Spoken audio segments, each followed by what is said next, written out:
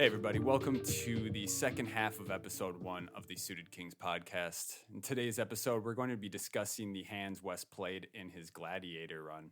Let's get into it. Okay, so we just got done talking about your run in the Gladiator. Do you have any interesting hands you want to share? Yeah, I do.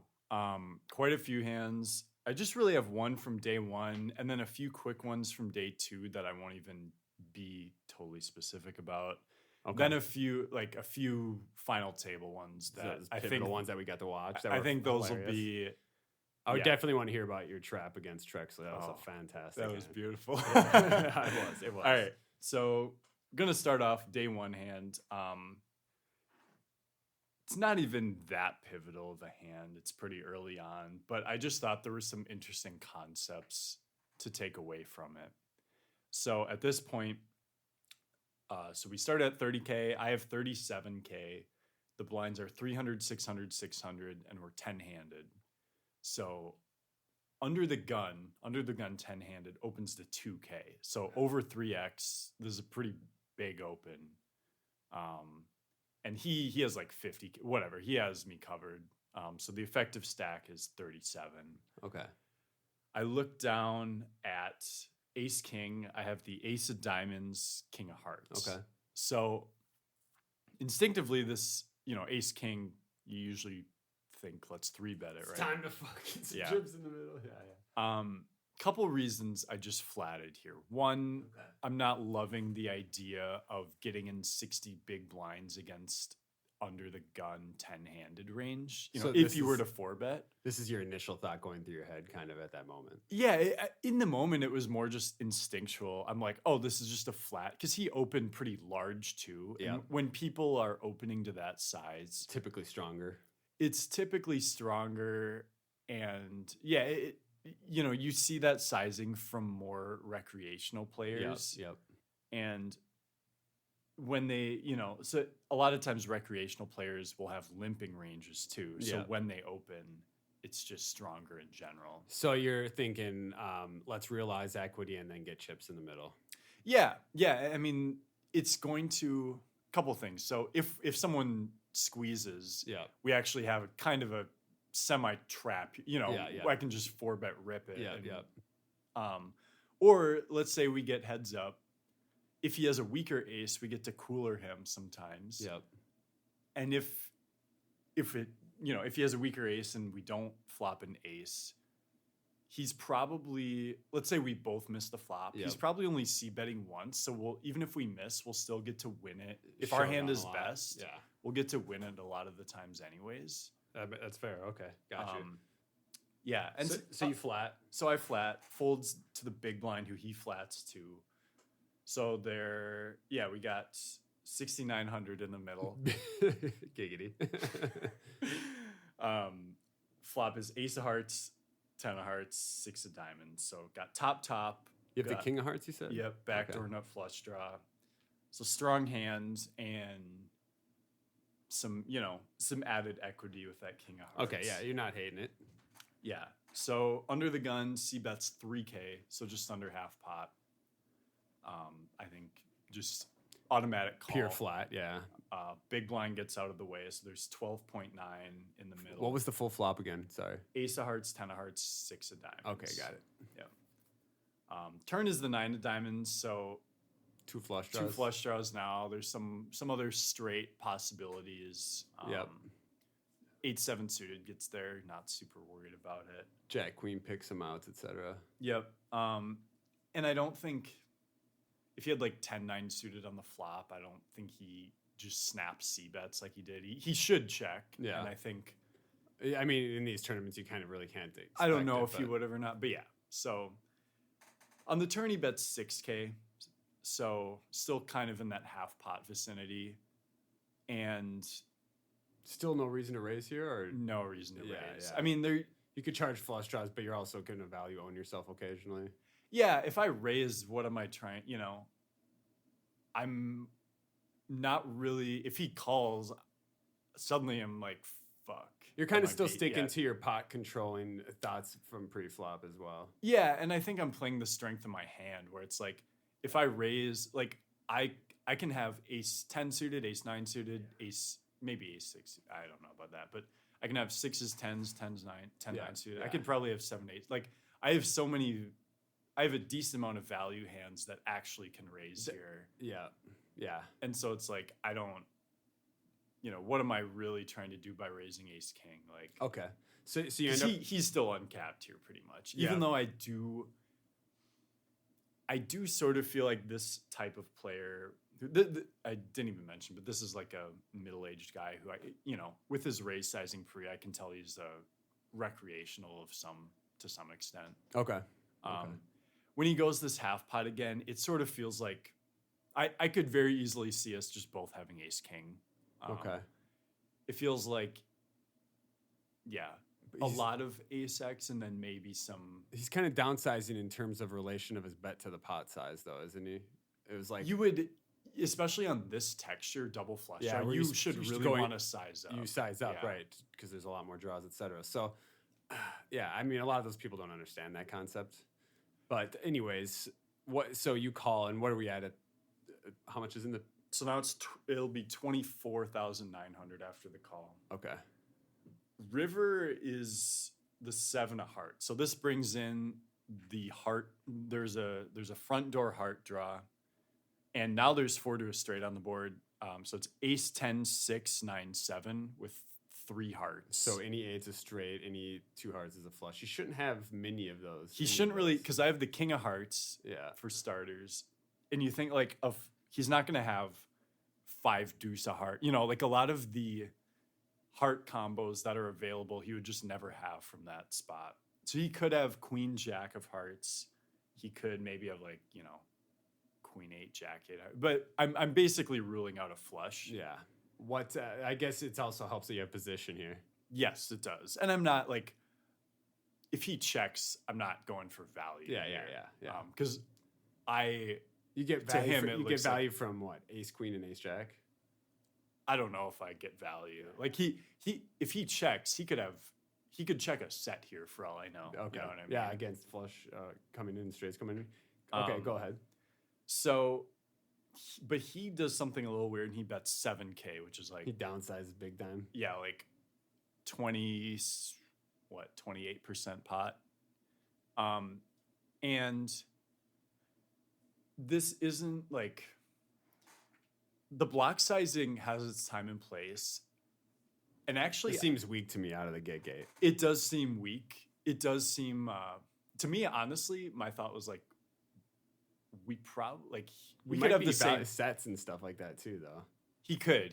And also... But also, he could also have ace king. Yeah. Or maybe like an ace queen type of thing. Yeah, like it definitely could have ace queen still in theirs. Yeah. Yeah, my thought was like, this isn't a straight or a flush. Yeah. I could be beat. My first instinctual thought is just we're chopping. Yeah. Anyways, so I make the call. And he's got ace 5 suited. No, I'm just kidding. Is ace queen. Ace queen, okay. Yeah. So I win a pretty sizable pot for that point in the tournament.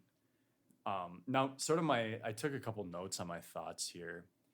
And most of them I've talked about. But my thought on the river is he should check, or he could really, if he's going to do the block sizing, go 10%. Literally bet like 2,500. Yeah. Because now in his spot, from his perspective with ace queen, if he's betting, he needs to be able to get called by like ace jack, and that's about it, because I'm not calling with a 10.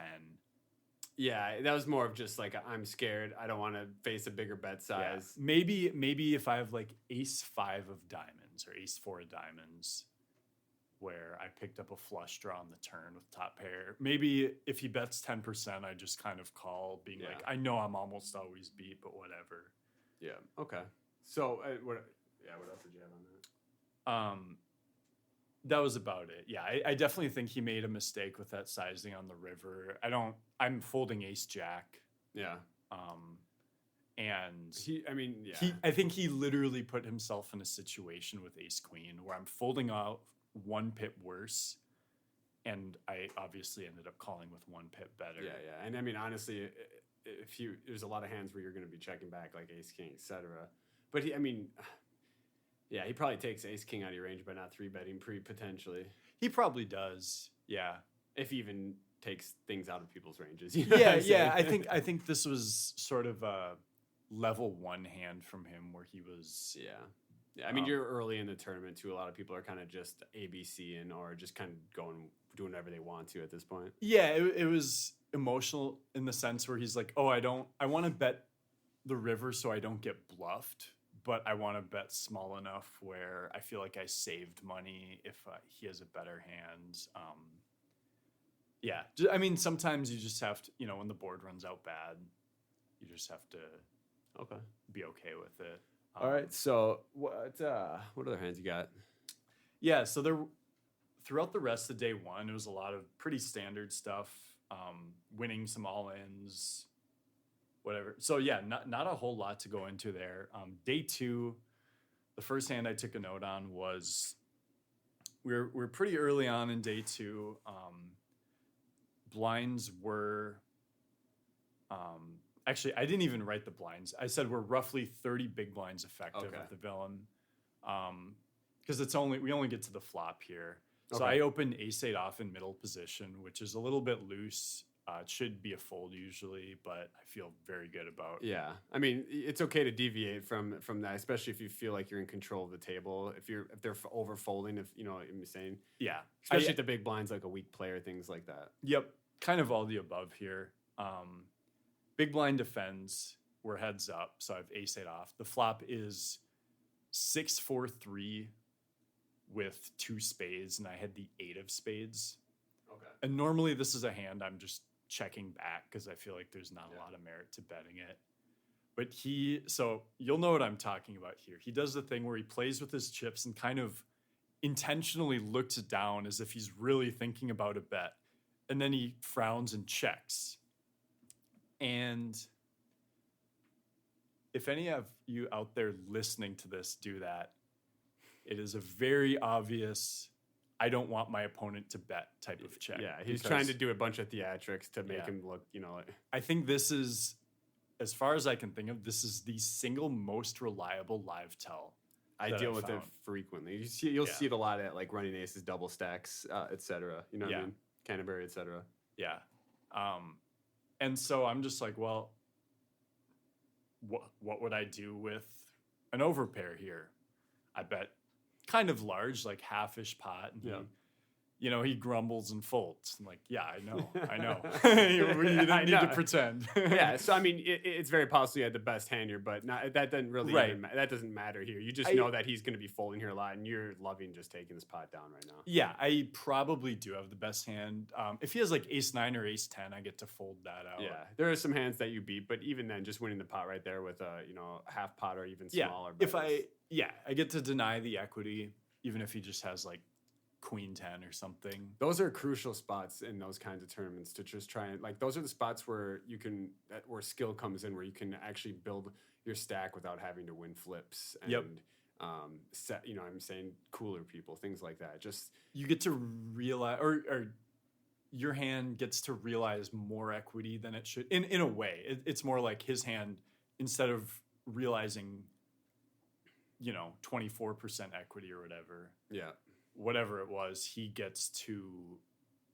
doesn't get to see 2 more cards because I know he doesn't want to see a bet. So he essentially goes from 24 to 0%. Okay, nice hand. So I have another one against the same opponent. You love playing against this guy. Yeah, this guy was a treat. Nice guy, actually. Yeah, I mean, we're not talking about his personality, buddy. Yeah. He's a fish. So at this one, the big blind is 120K. So I think this was the 5th level of the day. So he had about 3.5 million. I had a little bit more. And he opens the 270K from the low jack, and I'm on the button. Ace-6 of clubs. I 3-betted up to 650K. He's low jack your button. Yep. Okay. And so this is probably okay theoretically, but You're going to fold out a lot of better hands. I don't even know if since I made it pretty small, I'll fold off some like offsuit aces pre-flop. Mm-hmm. And a lot of it is just like, I want to isolate this guy because I'm going to take it down on a lot of flops. And, my hand is like fine, suited ace, but there are times when I would play this as a flat on the button, especially. Yep. But I thought this was just a good spot to apply a little pressure and then just really put some pressure on the flop too. So okay, folds to him, he calls. So you can exploit this player. Yeah. So the pot is like 1.6 million, and he's got a little under 3 million. Flop is 955 with no club. Okay. He checks. I bet 400K, so I just bet quarter pot, and yeah, yeah, he grumbles and folds again. Let's go. He didn't do the theatrics beforehand though. He just quick check. It was a little bit more of a quick check because I think he knows that doesn't play against you. Yeah, I mean, it was more of a like when you get 3-bet and you call out a position. Yeah. No one ever really. I think there's a couple things to take away from this. First off, again, you might have the best hand here, but that's okay. The two things that make this good is number one, you now have the betting power, which means he has to check and you get to c bet, which gets him to fold a lot of hands. Mm-hmm. Instead of say he has king jack off, he opens, you flat that, and then you get that flop, and then he c bets. I mean, you're gonna float a lot of times here, but with no club though. Yeah, with no club, you might just fold, and then you're just bluffed off the hand. But anyways, by 3-betting here, you get to take the option away from him, even if it is the best hand. You know what I mean? Yeah. You have control of the pot over him. So yeah, and at this point, it's like he could have had ace 10 suited, and if he didn't flop a flush draw, like I could have folded out some hands that dominate me too. Yeah, exactly. You could just have ace 10. Ace jack, hands like that. Yeah. So, okay. So, yeah, those are two kind of nice hands early in the game. Great spot to just pick up chips. Yeah. Both of which, like, I could have very reasonably played differently, and which both times would have risked me losing the pot. Yeah. Yeah. You gave yourself more opportunity. Absolutely. Yeah. So then there's just a couple quick ones where I think... I sort of alluded to this earlier. There was one, this was later, I had moved tables. The low jack opened, and I had him covered just barely. I had a little over 20 bigs. He had a little under 20 bigs. I looked down at sixes in the small blind, and the only reason I remember this one is because I was sort of like, oh man, like this could just be this spot, yeah. But I'm like, no, this is, I get to pick up the pot a lot if I just rip it in here. Yep. And some of his calls I'm flipping against, like this is just a spot you need to take. Yep. So I ripped it in and got the folds. But yeah, those are big pickups though. Even though it's those ones are sweaty for sure because you get the snap. Even you don't even want to flip. Yeah, you don't want to flip. And that's the best. A flip is the best situation. Scenario, yeah, if you get called, but you just get to win. If someone has to call off another 15, 16 blinds, like you just get a fold a lot of the time. Yeah. And you kind of have to remember that. That was late in day two. Mid, probably still over 100 left. But those even adding 4 big blinds or whatever to your stack is huge with no showdown. Absolutely. Yeah. The other one was, so I had 2 red aces under the gun here, and the blinds at this point. Can I pause you real quick? Yeah. How many times do you remember seeing aces during this whole tournament? Off the top of my head, I don't remember any others, but I think I had at least one other. Okay. On day 2. Okay. But yeah, anyways, just genuinely curious. So you have 2 red aces. Got 2 red aces under the gun, 300, 600K. I've got 25 blinds, about 15 million, something like that. I opened to 1.2 million, so min open, button flats. She is she's like definitely somewhere in between, like not quite professional level, but better than most rec play. Yeah, she's very capable and what's the word I'm looking for? Competent. Competent, thank you. Yeah, I've seen a couple things that weren't great, but also like she's making good bet sizes, and the stuff she does makes, like, her mistakes aren't big, and maybe there's a reason for them against a certain opponent. But Okay. anyway, so she flats, blinds fold, so pot's 3.9 million. We get king 5-3, 2 diamonds, Okay. and so we have aces with the diamonds. You're loving this flop. Yeah, it's great. I mean, she'll never have 2 pair, Yeah. and she'll never have set of kings. Yeah. So Yeah. basically good here. And then you also have the backdoor nut flush draw. Yeah, just in case. So I bet 1 million here. Yeah, small bet. I like betting small here. Small. Yeah, the king high board is good for me. Yep. She calls, so we got 5.9 million in the middle. Turn is another king, which is obviously, it's like the one card you don't really. That is the see. one card you don't want to see. Yeah. But so she has a lot of pairs under kings though. She will have a lot of those. Yeah. Yeah. So I check, planning to check call, and she has me covered by a bit here. Yeah. But so she checks back, and so at this point I'm loving like, it again. now I'm like, okay, we're back to Yeah. I'm 100% Yeah, ahead. she's betting all kings here with the flush draws, etc. out there. Yep. So at this point, I'm kind of, because I think she would also bluff diamonds here. Okay. So I'm pretty much squarely putting her on like eights or something. Yeah, something in that vicinity. River is a 9, doesn't bring in the flush. So the only way we lose is pocket 9s. Yeah. And I think the reason I wrote this hand down too was like, I remember thinking afterwards, like, if I was getting lazy or something, or you know, you can sort of go into a mode of like getting too cute and either trying to check call the river or like betting really small. But yeah, like as we kind of talked about, I remembered, or it's like, unless it's pocket 9s, I'm just winning here. Yeah. And so she probably has showdown val. Like she's going to check back a lot of those other pocket pairs. So yeah, I bet 2.8 million. Into 6 million? Yeah, 5.9. So like basically half pot. Yeah. And she snap calls and I win. Yes. And she tell you what she had? No. Okay. No, she didn't. But she told me she didn't like me after that. Well, too bad, buddy. Like, well, I like me. Yeah, so. nice hand. And she had pocket 8. She had to.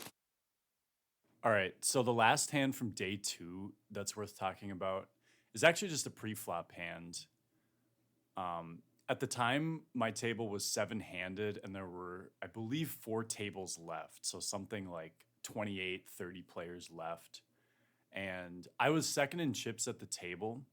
I had about 32 million, maybe slightly less, like 30 million. Blinds were 400, 800. So I had just under 40 bigs, which was pretty deep for this tournament. And the one guy who covered me was directly on my right, which was nice. But so 7-handed, he opens under the gun to 1.6 million. I looked down at 2 queens. And there's actually an argument to just flatting here because you don't want to get it in against him specifically. But I did decide to 3-bet. I think I would have for sure flatted 10s and probably even jacks, with the plan of, obviously, if someone squeezes and shoves and the initial opener folds, I'm snap calling.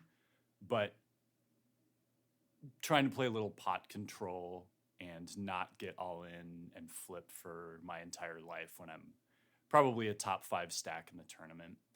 So anyways, I 3-bet to 4.4 million, and it folds back around to the initial opener who has me covered. He has about 45 million, I think. And he takes a minute and he 4-bets to 11 million. And I don't take too long. I think about it for a minute, but I don't take too long and I fold. And the thought process behind that was that I just wanted to, his 4-betting range it's 7-handed, but we're still the 2 earliest positions. And I am the one stack at the table that could really just destroy him. And it was just a situation where it didn't look like he put too much thought into it. Like he did sort of the hemming and hawing thing where there just wasn't that much concern. And man, I've seen, like, I think pocket 10s, he just flats. Jacks, he maybe flats. Like if we're a little shorter, he might just jam.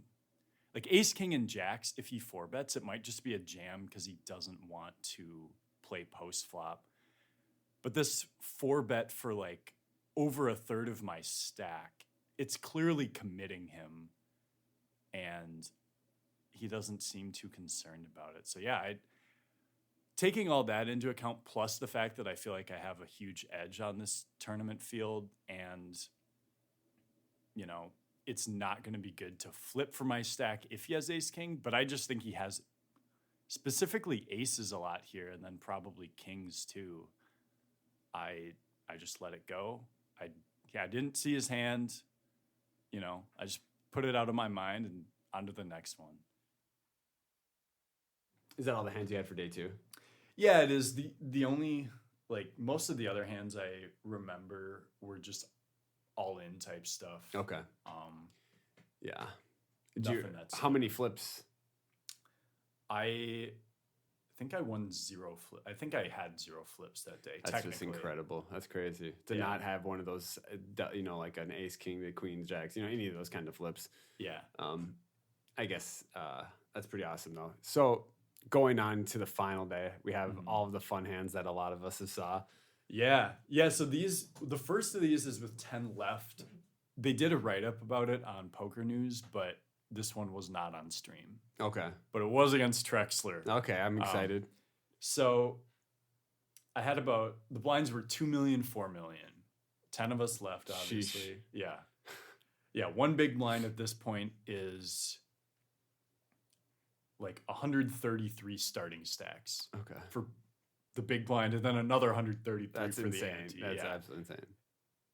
Like, I may never have that many chips in a tournament again. So I have 7-8 of diamonds in the small blind. It gets folded around to me. Probably have a bit too much to just open jam. How many bigs? I have about 15 bigs. Okay, yeah. And yeah, the average stack is like a little more than that. Maybe a little too punty to just rip it. Yeah, if I had a little bit less, I would do it. And it might still be okay. Yeah. Like, those hands you just get a lot of folds. Yeah. And if you do get called, you're not often dominated, but you know what I'm saying? Like, say you shove queen 10 off and then he has king queen off or something, you know what I mean? Right, yeah. If he has king queen, like 8-7 suited is not in. Yeah, you're fighting a lot better. So, anyway, so I limp, he checks.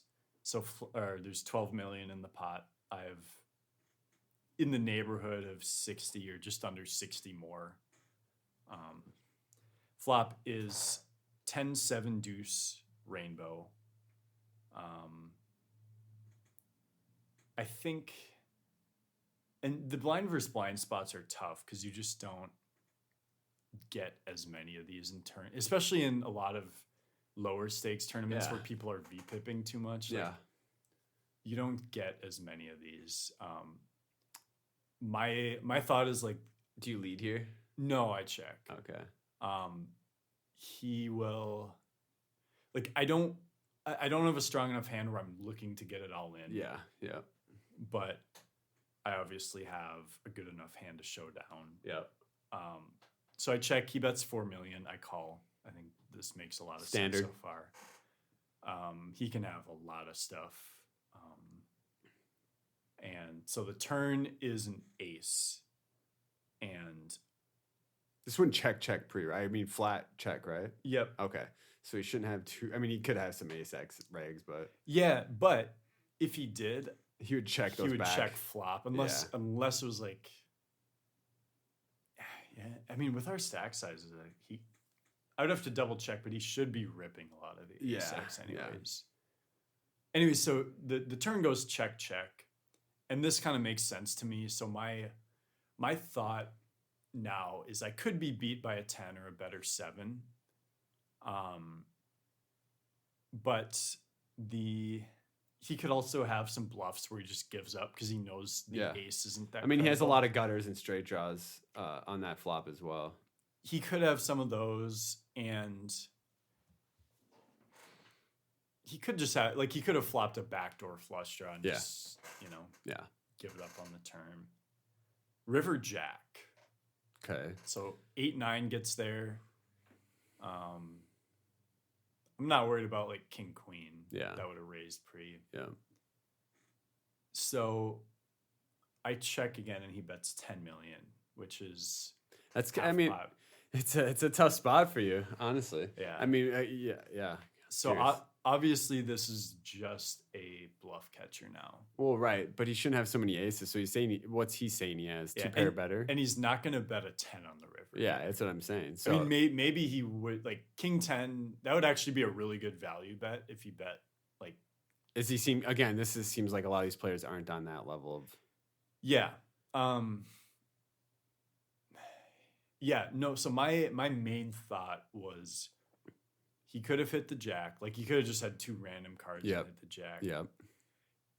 The open ender coming in. First off, I have an 8, so there are only 12 combos of 8-9 instead of 16, which is, it means something. Yeah. But I think 8-9 is the hand that makes the most sense to continue bluffing the turn. And I think, some other hands that would make sense to do that with are Jack 8 and Jack 9. The gutters. Yeah. And so, I mean, he has 6-9 and stuff like that as well, I suppose. Mm-hmm. But he'd check that Jack X's back in the river, you'd imagine. I think you'd value bet a Jack on the river. You think so? Okay. Yeah. Okay. Maybe not though. Maybe not. But yeah, he is. Yeah, and actually no, that's a good point because I remember in the moment, and I might be wrong because right now I'm thinking, I suppose he should value bet a Jack. Yeah. But in the moment, I'm like, man, is he just saying he rivered Jack 7 or Jack Deuce 2 pair, and I have a 7, which is good. It blocks some of that. Yeah, and you have the 8. I have the 8, which is good. I hadn't played with him much, but I had the impression he was pretty wild.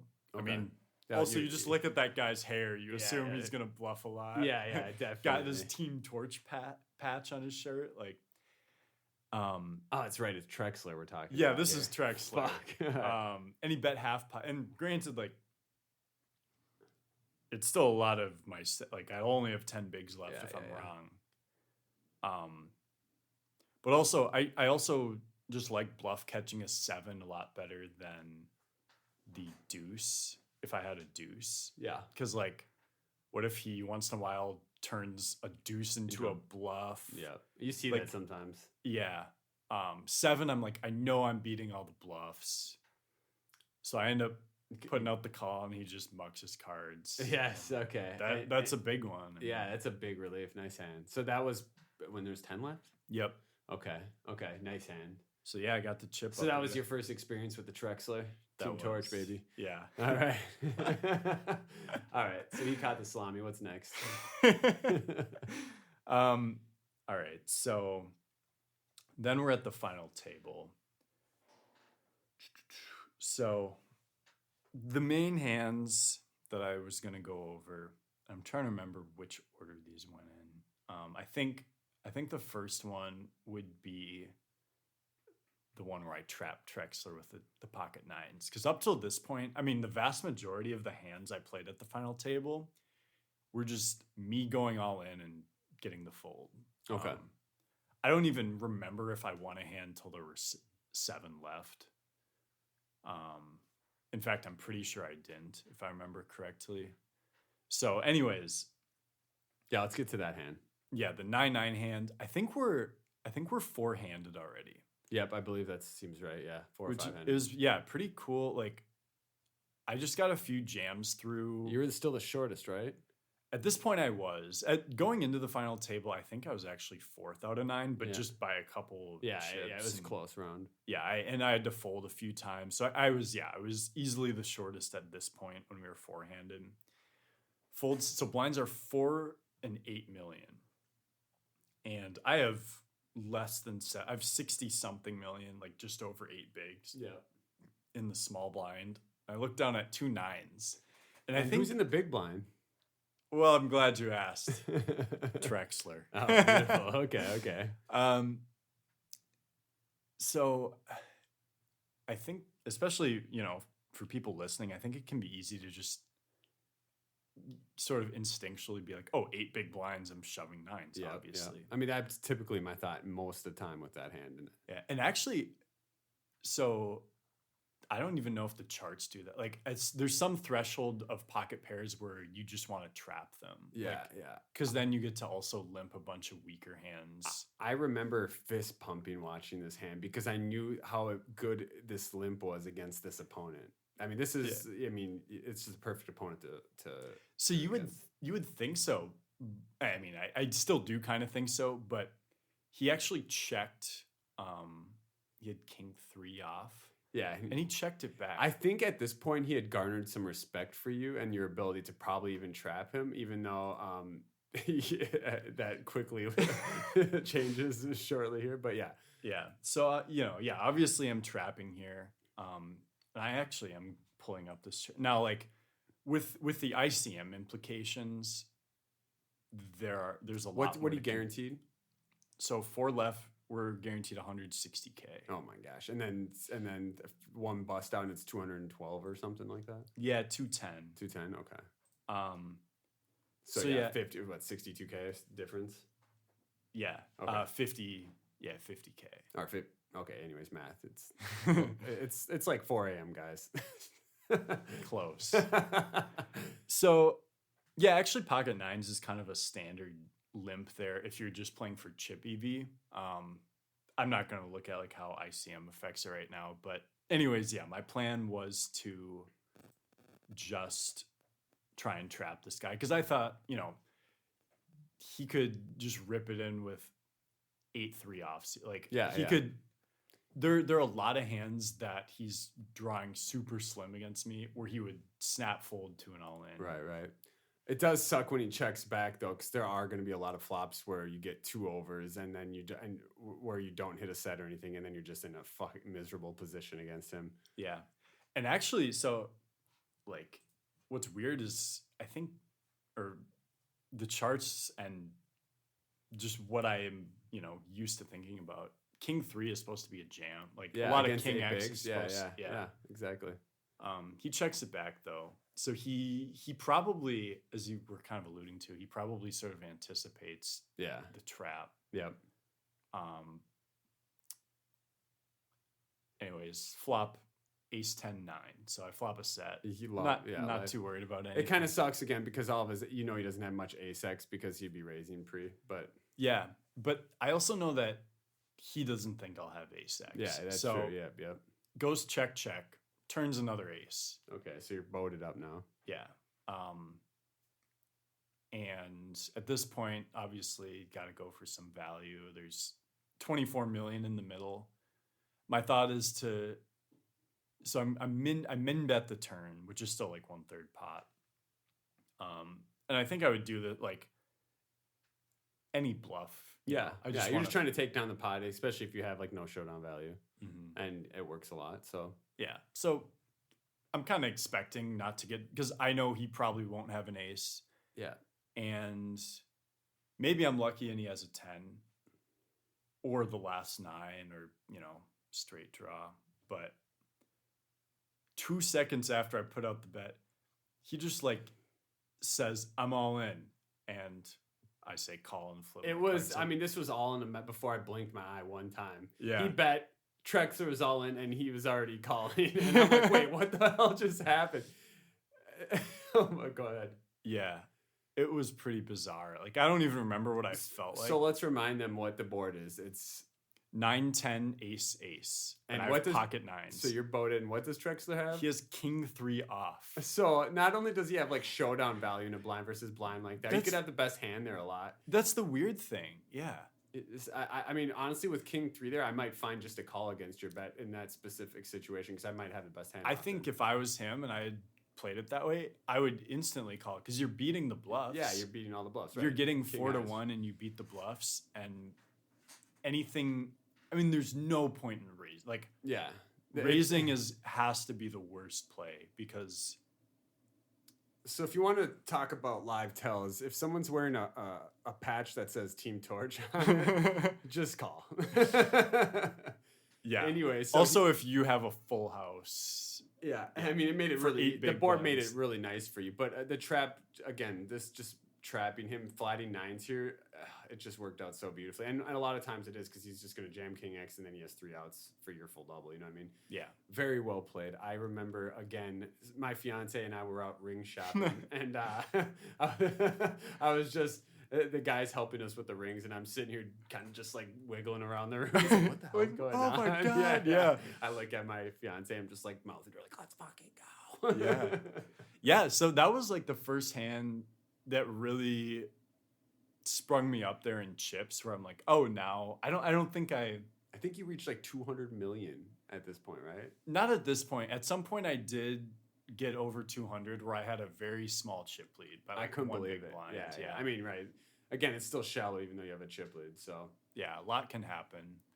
The next one, and this is the hands that everyone has talked to me about, is the ace-8 versus king's hand against Wallace. yes. The guy who he was... Where a lot of people probably would have gone bust, right? Yeah, and like I could have easily... it was kind of a close spot theoretically. Yeah, you'll have to remind me. Yeah. And then also just against the opponent though. So the opponent here was the guy who had one cash of $960 coming into this tournament. So huge spot for him. And he had been like playing very nitty at the final table. And he would do stuff like he 4x opened with jacks, he 3x opened. Yeah, he's sizing Tell City. Like you love to see it. Yeah. Anyway, so we're at the blind level of 4-8 still. I'm in the big blind. And he opens to 60. So he min opens the button, which is a little suspicious. Yeah. I couldn't tell. I didn't know at the time, like, my thought was like, this is either really weak or really strong. Yeah. Small blind folds. I've ace-8 off in the big blind. How many bigs do you have? Something like, I've just under 20 bigs. And there's 4 people left? Yeah, 4 people left. Okay. So I decided to call. Yep. And I did look at this. I think what I found is like with the ICM, I think you do just want to call anyways. Yeah. This is close. Like if you're playing for chip EV, this can be a jam a lot of the times. And against this opponent, if I might jam it sometimes if I thought he was in sort of the weaker part of his range. But I also just thought I'm not going to get bluffed off the best hand too much by this guy. And I can play pretty, like I can have a very good feeling for what's going on. What's the board? The flop? Okay, so the flop is 8-6-4. Yeah, so you got top. Top. And there were 2 diamonds. But Do you have ace of diamonds? no. Okay.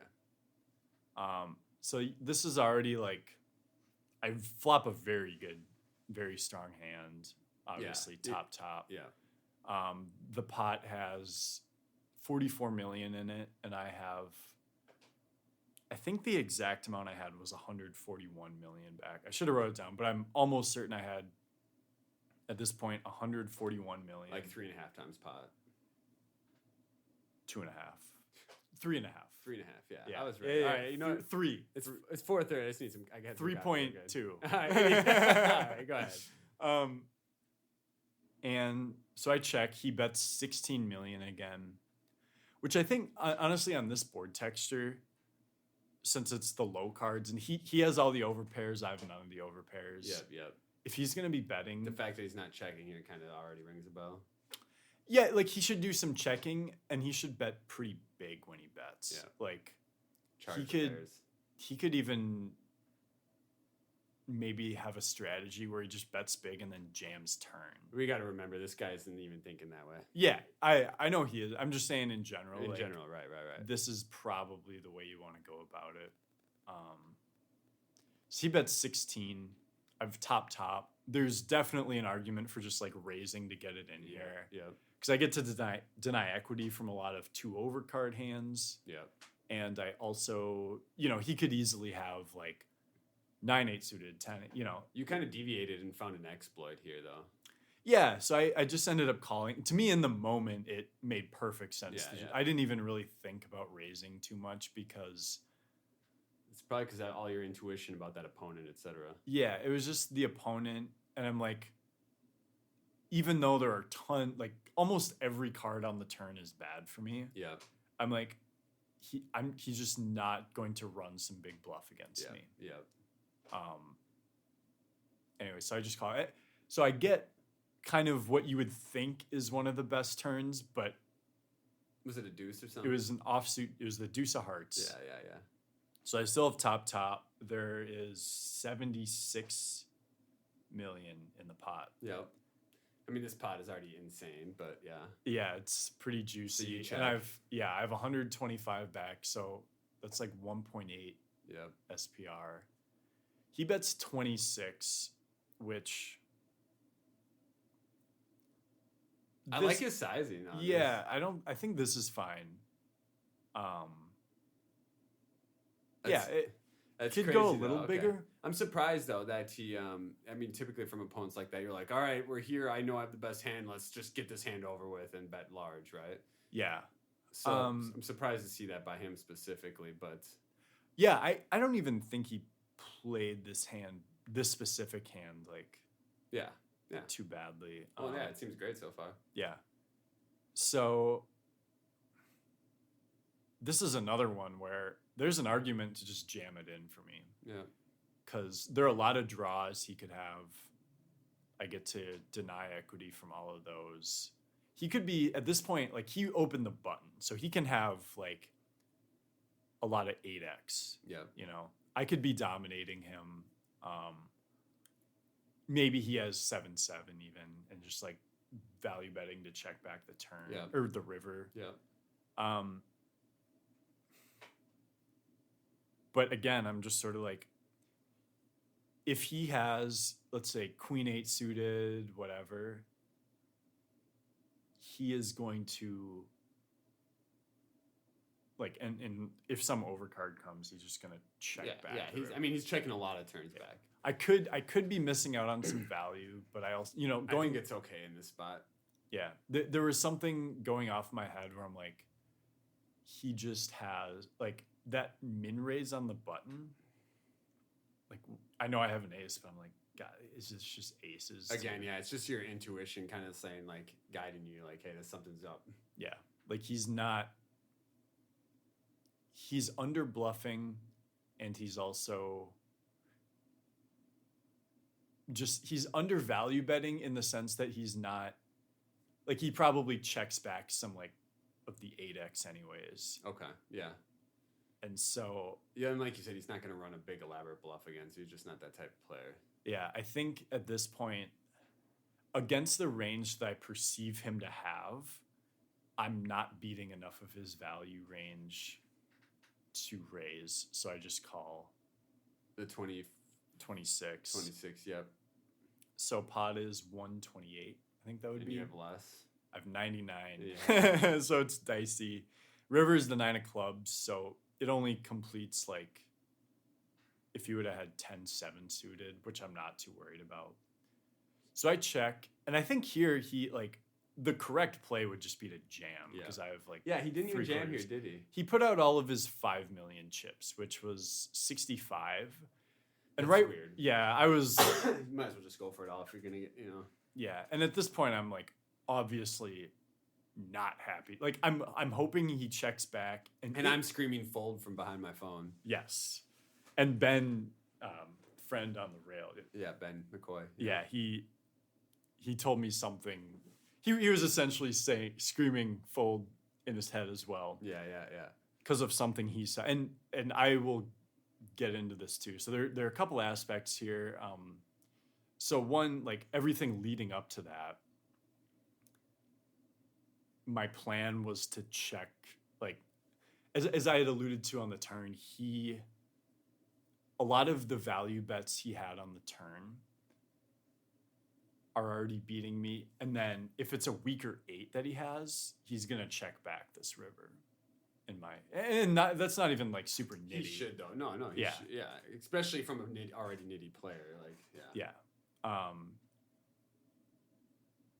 And so when he bets, I'm already like 95% gonna fold. Yeah, you hate it, but you have to think, right? You still have almost, you have second pair top kicker. Yeah. Button versus big blind. So as I was kind of going through the hand logically in my head. And then I glanced over at him, and I had seen him previously when he was value betting. He tried to look a certain way. And so what he did, what I remember him doing here is like sort of leaning back and relaxing in a weird way, and then sort of like tensing up, like, oh, wait, I remember I need to look nervous. And then so he like put his head down. It's almost like he remembered he needed to look nervous. Yeah. And right when he did that, I'm like, I just stopped thinking and got my cards out of there. I'm like, do not Don't overthink this. it. Like, Yeah. don't be an idiot. Good for you. I mean, yeah. And another little tell, and this one isn't nearly as reliable, but a lot of times when people put out a bet that is comprised of only the large denomination chips, it tends to be more value heavy from what I've sort of experienced. It's funny you said that because I have also heard that in which supports that talk about people who are often bluffing they'll put out a lot of their they'll make it look like a big bet with their smaller denomination chips, where they'll stack two, say they're betting 45,000, they have enough 5K chips. What they'll do is they'll take 2 stacks of 20 and then put a couple on top and then double fist them up. Yeah. They want to have it look like a bigger bet. Yeah. But I think what it is it's just easier to grab your big chips and like say, I want to bet roughly this amount, so I'm just going to do that. Yeah. When for most players, it is much easier to know when to value bet than it is to know when to bluff. Yeah, absolutely. And I think the not really thinking out your bet size leans a lot more towards value because it shows that you really didn't have to put a lot of thought into whether or not you were supposed to bet here or not. That's a good point. Yep. And you're not too worried about what it looks like either. All right. So that was really probably the third thing that, obviously the logic of the hand helped me fold a lot. And then that tell where he was loose and then suddenly tensed up, like. Yeah, that's good. And then what's even more, or what's also important to recognize is that at that moment you just threw away your cards, so you. I'm like, don't even, because then all of a sudden you'll start. Could be a lot of things said about it, but all right, so that's awesome. And then I guess we should probably talk about your bust out hand before we conclude this, or you can at least give them a rundown of what happened. Yeah. There's one other pretty interesting. You got it. Okay, yeah, we'll go over that one and then we'll wrap it up. Yeah, that sounds good. This was one where my opponent got me. It was blind versus blind, 5-10 million, small blind limps. I checked 6 deuce of hearts. And actually, if I was offsuit here, I would have raised it. Because a lot of times when you're short, you want to turn your just complete rag hands into bluffs. But when you're suited, you can realize a little more equity. Okay. Flop is 7-4-3. He checks. You have 6 deuce of hearts? Yeah. Okay. There's no heart. Okay. I bet 10 million. I have the nut low, basically. Yeah. I mean, you have a gutter, right? I have a gutter. Yeah. 5 deuce is the nut low, but whatever. Bet 10 million, he calls. Turn is an ace, which brings in 5 deuce. which could have been one of my bluffs on the flop. He checks, and we're about 150 million effective at this point. Okay. 50 million in the pot. It's a lot of chips. Yeah.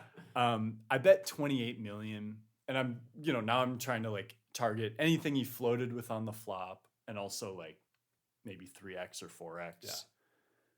Yeah. Maybe I should go a little bigger so it feels like I'm threatening the river jam. My plan was to bet big on a lot of rivers, but not all in. Okay, set up the 1-1. Yeah. Anyways, he raises the 75K. Ah. So I snap fold. I mean, Yeah. I have a gutter and He 6 got high. 2 streets out of you though. Yeah, and he had queen 5. He turned a double gutter. So that was actually when I watched it back, I was very impressed. Who was this? What player was that? Simon, the guy who won it. Oh, see, yeah, these are, yeah. I remember. Wait, I think I remember this hand actually. Yeah, yeah. That was the hand where I was actually impressed by him. Yeah, I was like, what the hell? Yeah, no, when I watched that back, I'm like, man, I just gained a lot of respect for him. Yeah, I mean, again, he had the best hand there, but I can't even talk about it. But he'll oftentimes get a lot of better hands to fold, and also if for some reason they don't, he can then just realize his equity on the river and then bomb it again or give up, whatever he wants to do. Yeah, and he doesn't have a good enough hand. We're like, if I just 3-bet jam the turn, he can just like fold and not be too worried about it. Yeah.